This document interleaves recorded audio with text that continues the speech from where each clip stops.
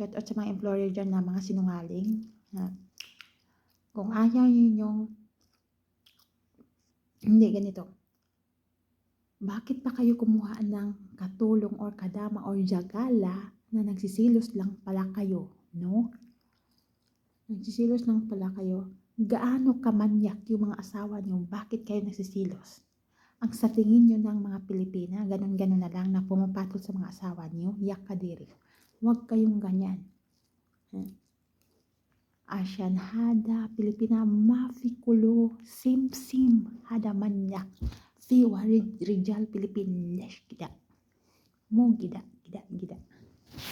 Baden hada mash hada salary mapijib alatul bash hada kalam hada tani maktab o ala lama hada ana friend hada kalam hada employer hada madam hada kalam talata syahr mapi mash lesh hada mapi kalam hada maktab mapi salary mapi mash hada kadama lesh hada shil kadama Pilipina or jagala Pilipina lesh indi shil inti maybe wudi maktab or hada wudi Pilipin istri tikit badin wudi Pilipin malum arafti hada gida mo sawi gida inta mapi mash talata syahr lesh hada inti mapi shof hada papers wagara inti mapi shof hada shino hada papers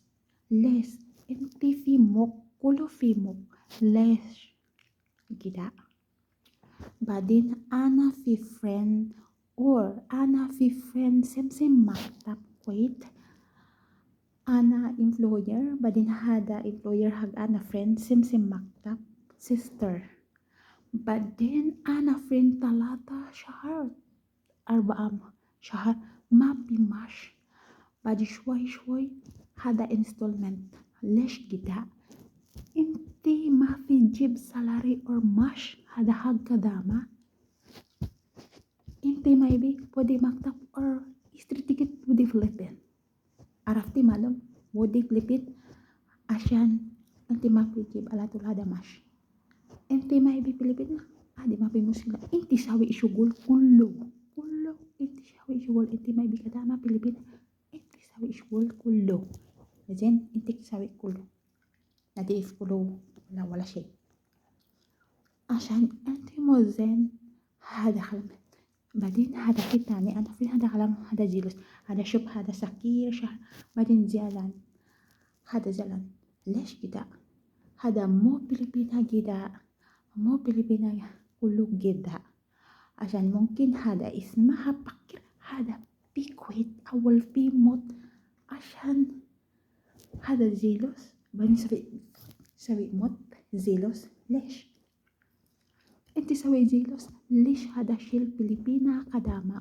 inti shil hada Pilipina jagala Jen malum ala inti mapi malum kulo syukul lesh inti shil kadama ol jagala lesh kita to all agency Philippines agency bago kayo mag-deploy ng mga worker dito sa ibang bansa dito sa Middle East country dapat after 1 month or 3 weeks or 4 weeks dapat monitor nyo tanongin nyo kung okay ba ang kalagayan ng mga worker nyo dito na ni-deploy dito sa Middle East kung okay ba ang ugali ng amo kung may pagkain ba kung maganda ba ang trato ng employer niya dito sa Middle East kung tama ba ang trato kasi mayroong iba nagsisilos na wala sa lugar tapos bakit sila kumukuha ng Pilipina na kadama or katulong or jagala tapos magsisilos lang pala na makitid ang mga utak alam yan ni Allah kung anong pinagagawa nila sa buhay nila ayan mayroon nga din akong ka-agency sa Kuwait magkapatid yung amo namin anong ginawa yung mga sweldo nila installment 3 months 4 months bago ibigay makunat pa sa makunat sa bato. Kung ayaw niyo magsweldo, bakit pa kayo kumuha ng Pilipina na katulong or Pilipina na kazagala or kadama? Kayo na lang ang gumawa. Inti sawi syugol kullo. Sa ulala sa. Asyan sino? Hada sawi zilos. Shofti hada quit. Mafi open hada sakir lesh. Asyan fi wajid mina. Hada employer zilos. Hada nga isma. Hada Pilipina. Hada madam sawi uti hag waramini. Hagbag bak. Hada mini. At the back. Sawi uti. Gida. Ana isma hada maktab pimos kilabat. Asyan mapi monitor. Ana malom kulo agency. Mapi sawi monitoring hada kalap. Ana sawi monitoring mas mapi gida. Kasi lahat ng mga employer dito sa Middle East hindi sumusunod yan sa batas. Natitigas ang mga ulo nila. Kadalasan nagsisilos na wala sa lugar.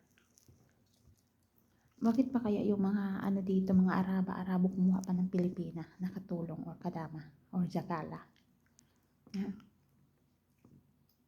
Pangit pala ang nila. Ang turing. Hindi tao. Turing hayop. Ganon.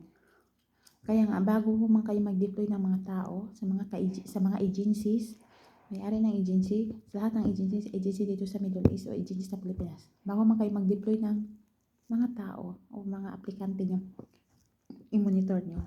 Hindi yung maggawa lang kayo ng GC, tapos pag nandito na sa Middle East, wala na, pinabayaan na, ganun ang mga agency. Basta lang pinagpirahan ka na, para nabinta ka na dito sa kanila. Yung mga ganyang mga taong nagsisilos, dapat hindi na sila kumuha ng Pilipina na kadama. Sila na ang magawa sa lahat ng gawain. Bakit? Nagsisilos na walang dahilan. Yan pinakaayaw ko dito sa Middle East. Makita lang yung maliit na book, nagagalit na daw, at saka ayaw na makita ito. Makitid pa naman ang utak. Gaano nakamanyak ang mga asawa niyo na Arabo? Ganon na talaga kamanyak ang tingin? Bakit pag nakita ito, nagmamanyak na agad? Dapat, kayong mga employer na babae, magsilos kayo na sa lugar. Hindi naman nananakmag yung mga asawa niyo. Depende naman, hindi naman ng Pilipinas pumapatol sa mga asawa niyo. Kung ako, ba't ako papatol? Ang daming lalaki sa Pilipinas. Magsilos kayo na walang dahilan. Ay, magdebate ako, magpatay ako kasi hindi man ako pumunta dito para pagsilosan yun. Hello. And that's all. Shout out sa mga employer dyan na hindi tumutupad sa kontrata. Matitigas ang ulo. Yun.